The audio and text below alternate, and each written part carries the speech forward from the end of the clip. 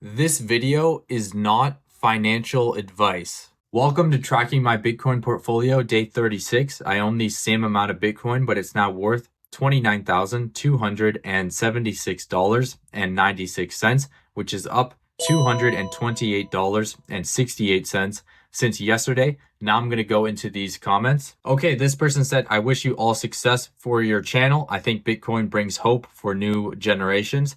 Thank you for your comment, and I would agree with that. I think Bitcoin allows you to store your economic energy into the future, allowing you to have increased buying power to do the things that you want to accomplish in your life. So I would 100% agree with that. I think Bitcoin is hope, and I think it will benefit a lot of people, especially the younger generation and future generations to come. But thank you for your comment. Now I'll move on to the next. Thank you. It's great to listen to a young person speaking transparently about the merits of Bitcoin. I'm getting my two teenage boys to subscribe to your channel. I'm a 61-year-old mom and have bought my boys cold wallets and have given them Bitcoin as birthday gifts. I try to educate them on Bitcoin, but they don't really take on board the importance of understanding Bitcoin as a way to beat inflation, increase your purchasing power, and not be a debt slave forever. Thank you for your comment. I appreciate that. I think it's definitely a good idea what you're doing, trying to educate your teenage boys on Bitcoin, trying to set them up for a strong future. Obviously, they're not going to instantly just know everything and instantly just kind of agree. Like it's obviously a process, but it's good that you're setting them on the path, and also telling them not to be a debt slave, because we live in a society where a lot of people take on debt, car loans, student loans, even just having credit cards. Obviously, gambling is a huge problem. Every time you turn on TV or watch YouTube, or sorry, not TV, but you watch YouTube, there's gambling ads. On your phone, there's gambling ads. So we live in a society where there's a lot of predatory forces trying to take your money and take advantage of you. So it's good to try and educate other people on Bitcoin. And I think it's a good idea that you bought them cold wallets to help further their understanding, and also have given them Bitcoin as well. So that definitely helps a lot in allowing them to understand Bitcoin, and allowing them to secure a stronger future. So I definitely agree with what you're doing. I think it's a good idea. I'm glad you liked my video, and thank you for your comment. I appreciate that. Okay, now I'm going to go on to the next comment. This is from Forrest Hodl, a legendary Bitcoin educator. Dang, I bought some Bitcoin in 2018, but also was too busy playing Fortnite and didn't buy more. Yeah, in 2018, all I did was probably just play Fortnite. So that's my mistake, though. I was a little bit younger though, so that's my mistake. But yeah, I was probably just playing Fortnite all day long. But that's what it's all about. You buy Bitcoin when you're supposed to. Like the people that bought Bitcoin in 2012, they deserved it because they were able to understand something that 99% of the population couldn't understand. For example, if I were to go and try and educate myself today about Bitcoin, there's a lot of good resources on YouTube or articles. There's also a lot of bad resources, but there's also a lot of good resources too if you really look for it. But imagine you go back to 2012. Where are all those resources to educate you? There's not many. And so the people that were able to understand Bitcoin in those early days, they deserve it. So a lot of people don't think of it like that. So like they don't understand that there was no education back then. So you would have to be someone who's really you'd have to be a little bit smarter, or someone who's kind of interested in cryptography. So that's the people who you buy Bitcoin when you deserve to. That's just how it is. And also, I noticed, Forrest, you commented another comment asking what my X profile was. For some reason, that comment doesn't show up here, but I saw your comment. So my X profile is ROM Investing. There should be a link in my YouTube description. I have a nice laser-eyed profile picture with a samurai sword because I wanted to just join the club and just be a legendary Bitcoiner. So I got the laser eyes. I also got like a cool quote. I can't even remember what I said, but it's like a cool quote. And then I'm not sure if I'm gonna continue posting on X. Like I'm not really sure, but maybe I have the profile. So if you follow me, maybe I'll follow you back. All right, but thank you for your comment, Forrest. This person said, "I'm with you, brother. 0.0000001 BTC at a time." So I want to say that that's one Satoshi. So one Satoshi at a time. Hopefully that's one Satoshi. I think so. I'm not honestly not too sure. But yeah, just keep on stacking as much as you can. Be consistent. That's what it's all about. Consistency and just doing your best. So I definitely agree with you. Thank you for your comment. Okay, then we got a long comment here. Okay, I'm moving on to the next comment. Hey, bro, I hope you're doing well. You get a lot of religious people posting on your chess videos to accept Jesus. I personally have a nuanced take on metaphysics slash religion, and I'm guessing you do as well. Apologies that this topic is a little heavy, but I'd like to hear your opinion on the matter. Specifically, I'm a non-religious theist, not atheist, which means I believe that God created and designed the universe and used the slow process of evolution as a form of slow creation slash design that led to human consciousness, intelligence, and logic. I would say I don't know for sure, but I think it's more plausible than a cosmic accident and or accidental creation of universe slash consciousness. So I'm an agnostic theist. I do not associate these beliefs with any religion or religious traditions. I have a lot of optimism about human potential and believe that God has placed a unique ideal in the heart slash consciousness of each human. And through effort and struggle and discipline, a lot of us have the potential powers and opportunity to realize it. And making money on YouTube should get much easier around the 50 to 80,000 subscriber mark. Keep consistency. Know you can do it. Wishing you well. Wow, that's got to be like the longest comment so far, but thank you for your comment. I appreciate that. I appreciate you watching all my videos. This guy has been watching my chess videos for a long time. He's even donated money, so I appreciate your comment. So you're kind of, you said a lot there. You're kind of talking about like obviously like religion, kind of like the meaning of life, spirituality.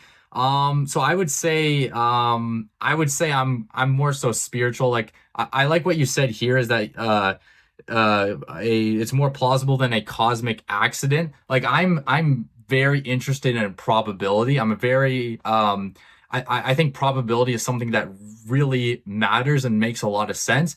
And so whenever I do think about stuff like this, I think about it in terms of probability, like what's the actual chance that I'm here. So I would say I'm more spiritual. Like I feel like there is like some type of meaning. I feel like there is there is like a reason as to why I'm here, because if it were an accident, that wouldn't make sense on a probability standpoint, from my opinion. So I think there is like meaning in life. I think there is like you should pursue like meaning. But I don't really have like I don't really have like a solution to this. Like I don't know like what's going on. I don't know why we're here. Like I can't really, like, the way that I view this is that this is kind of like an unsolvable problem. Like you're kind of asking me like what is the meaning of life? And I view that as a unsolvable problem. It might not even be a problem. Like me even saying that might be wrong, because I'm already identifying it as a problem, but it might not be something that's supposed to be solved. So I don't really try and I don't put too much thought into that, because I view it as something that can't be solved. So I don't spend any brain power thinking about this. I like to think about problems that can actually be solved. Like I think about like the money problem. I think about Bitcoin. I think about kind of where that comes into play and making decisions for my future. So to be honest, I don't really spend too much time thinking about this specific thing. So I really couldn't give you any insights because I don't really think too much about this. But yeah, I would say that I do think that there is meaning, though. I don't think this is an accident. I don't think this is just like, you were born and now you're here. I think there is some type of meaning, but I can't really explain why, or I can't really explain why that is. Well, probability comes into play, though, because it's like, why would if it's like a 1 in a trillion chance being born, okay, then it's definitely not a 1 in a trillion chance, because that wouldn't have happened. So I don't know, but thank you for your comment. I appreciate your comment. I appreciate you watching my videos. And I'll move on to the next one, but thank you. Okay, this person said, Bitcoin is the best asset on earth. Yeah, I would. Well, I guess it kind of depends on your situation. Like, if you're someone, it really depends though. Like, it really depends on your situation. But in general, like, yeah, I would agree with that. Like, I think Bitcoin's gonna, I think Bitcoin's the safest possible investment with the highest possible returns. So you have to think about what I just said. I didn't say it was the safest investment, and I didn't say it's going to give you the highest returns. You combine the two and you create the hurdle rate. So basically, if you can't beat the hurdle rate, you have to join it. And there's nothing wrong with taking on a little bit more risk and saying, I'm going to invest in this business and try and make more money than on average what Bitcoin's returns are. There's nothing wrong with doing that. You know, there are instances where you could create, invest money into some business to try and provide other people with value, and maybe you could have higher returns than the Bitcoin price. You know, but it all kind of depends. But yeah, I would say Bitcoin is the hurdle rate. That's what I would say. But thank you for your comment. This person said, yo mama is not financial advice. He got me. He got me there. My career's over right there. I didn't expect him to say that. That's nothing. I don't have any response to that. He got me there. Okay, this is how much money I made from my chess YouTube channel on May 7th, $2.54. So I'm just gonna keep on making chess videos. Just keep on going. Never give up. Okay, now I'm going to ask you guys this question. Why are Bitcoin price predictions stupid? So when I say Bitcoin price predictions, I'm talking about people, predicting the price or making a prediction, and making a prediction in fiat currency. Like Bitcoin's going to hit $2 million in 2040. Okay, so why is that stupid? Why are price predictions stupid? I'll let you kind of think about that. Okay, time's up. The reason why price predictions are stupid is because it's measured in fiat, and you don't know how much the government is going to debase the currency on a specific year, on a specific year. So basically, okay. Imagine. Let's do like a more long form. It's better to do like a more long form example. Let's say someone says that Bitcoin's gonna reach $20 million by 2050. Okay, interesting. How do you know how much the government is going to debase the currency in 2043? Explain to me how you know how much the government is going to debase the currency. Let's say the US dollar. Let's do the US dollar as the example. How do you know how much the United States government is going to debase the US dollar in 2043? In today's 2026. So how do you know how much they're going to debase the currency? You don't. That's what I'm trying to say, is that people making price predictions, it's kind of silly because you don't know how much the government is going to debase the currency. So like once you go down this rabbit hole of money and understanding Bitcoin, you start to realize that these price predictions are just kind of silly, and you just don't really pay attention to any of this nonsense, and you just buy Bitcoin. Because like what I'm saying is correct. Like I don't know how much I don't know what the United States government's going to be doing in 2032. Like, are they going to be, like how much are they going to debase the currency by? I have no idea. Is there going to be some type of, could there be another pandemic? Are they going to have to, create a bunch of new currency? Like, there's no way for me to know that. So for someone to make a price prediction and say, look at all of our analysis, look at this, our analysis, this chart, look at this chart. Okay, but how much is the government going to debase the currency in 2047? Explain, like, so it's just silly. It's just silly in my opinion. That's just my opinion though. But yeah, it's just my opinion. I meant to go here. So I asked Gemini, and I always tell it to answer back in one sentence. Bitcoin price predictions are essentially just noise because the asset's value is dictated by chaotic, unpredictable variables like macroeconomic shifts, liquidity flows, and sudden changes in human sentiment rather than traditional, measurable corporate cash flows. Sorry, I don't know why I stuttered so much there, but that answer, that's a terrible answer. So these language models, all they do, they just pull words together and they just try and make something that sounds nice. Like it's kind of annoying. Like that's just a terrible answer. Like it doesn't even talk about how it's being measured in fiat currency and fiat currency gets debased by the government. And how could you possibly know how much the government is going to debase the currency in 2047? Like it doesn't even talk about that. It just starts saying random words that sound good.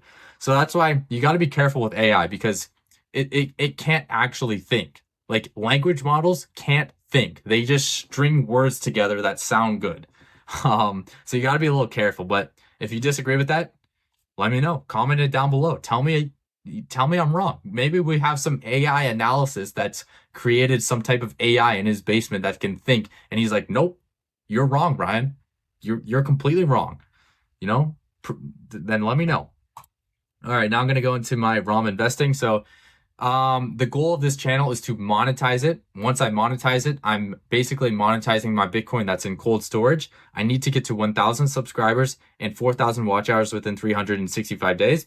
So please, if you're not subscribed, please subscribe. So subscribe. If you are subscribed, thank you for subscribing.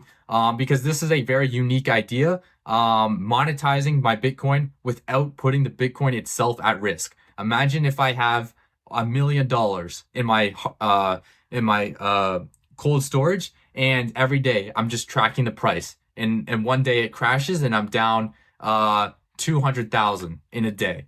That would be kind of cool. And then people will click on the videos. I make money from the videos, and then I invest that money back into Bitcoin.